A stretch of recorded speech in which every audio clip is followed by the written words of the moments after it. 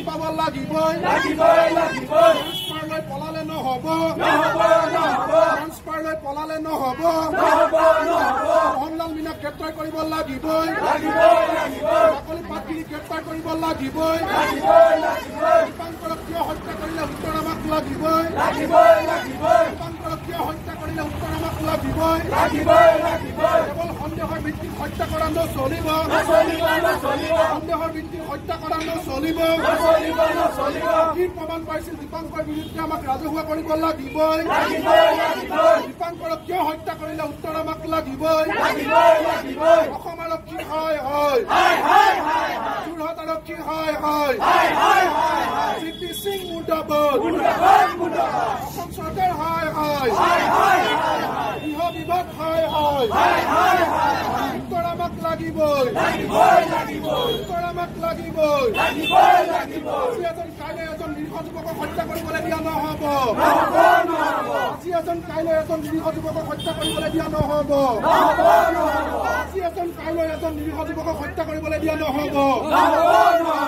অসমীয়া অফিচাৰৰ দপদপনি বন্ধ কৰক অসমীয়াৰ আৱেগ নথকা অফিচাৰৰ দপদপনি নচলিব অসমীয়া জাতিটো হত্যা কৰিলে আমি যেতিয়া সেই সময়ত অভিযোগ কৰিছিলো তেতিয়া মোহনলাল মীনা ডাঙৰীয়াই বাৰে বাৰে কৈছিলে যে দীপাংকৰ গগৈৰ নাগালেণ্ডৰ পৰা অস্ত্ৰ কিনাৰ প্ৰমাণ আছে এতিয়া ক'ত গ'ল আমি মোহনলাল মীনা ডাঙৰীয়াক আজি বিচাৰিছো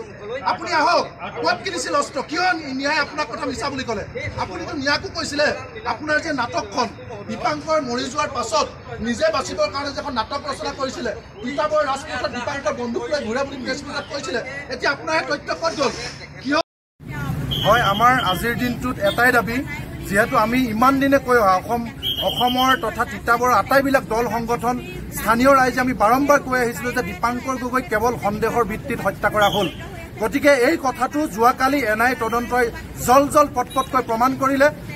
NIA নেশ্যনেল ইনভেষ্টিগেটিং এজেন্সিয়ে তেওঁলোকে চাৰ্জশ্বিট দাখিল কৰি কৈছে যে দীপাংকৰ গগৈ যোৰহাটৰ সেনা ছাউনীৰ বোমা বিস্ফোৰণ কাণ্ডত দূৰ দূৰলৈকে জড়িত নাছিলে ইয়াৰ পাছত আমাৰ এটাই ক'বলগীয়া যে অনতি বিলম্বে সেই সময়ৰ SP অভিযুক্ত মোহনলাল মীনা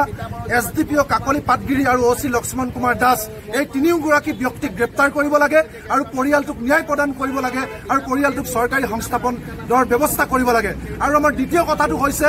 যে অসমবাসী ৰাইজে ওলাই আহক অসমত এই যে design encounter extra judicial killing সন্দেহৰ ভিত্তিত যুৱকক উঠাই আনি হত্যা কৰা এনকাউণ্টাৰ কৰা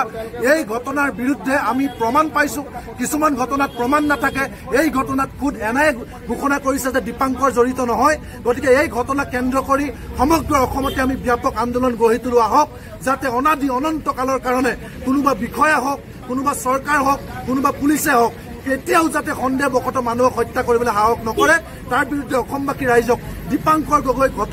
ঘটনাক হত্যাৰ ঘটনাক উদাহৰণ হিচাপে লৈ একত্ৰিত হ'বৰ কাৰণে আমি আহ্বান জনাইছো আৰু মুখ্যমন্ত্ৰীক স্পষ্ট দাবী আপোনাৰ হাতত এতিয়া উত্তৰ আপুনি ল'ব সিদ্ধান্ত তিনিওগৰাকী বিষয়াক ৰক্ষণাবেক্ষণ দি আপুনি নিজৰ গাদী হেৰুৱাব আপোনাৰ গৃহ বিভাগ বদনামী কৰিব নে তিনিওগৰাকী হত্যাকাৰী বিষয়াক গ্ৰেপ্তাৰ কৰি জেললৈ দিব আপুনি লওক সিদ্ধান্ত আপোনাক